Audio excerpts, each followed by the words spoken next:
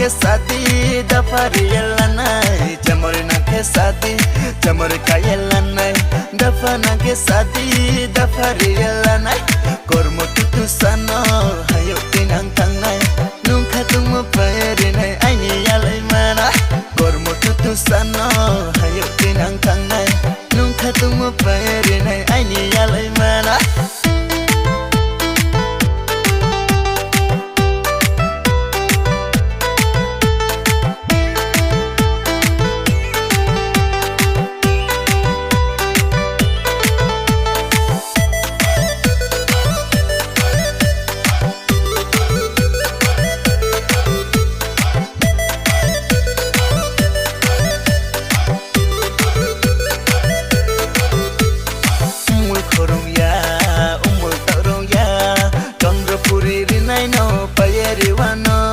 Satong hording tumawo ang tawano masing pwedeng sang mawo baklok ding wano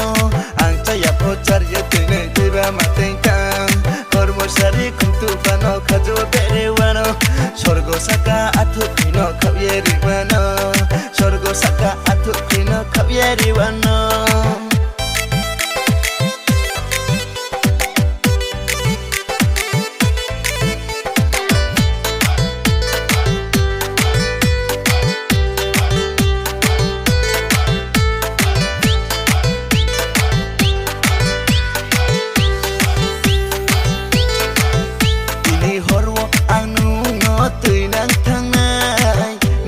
chamaroy na ke dafa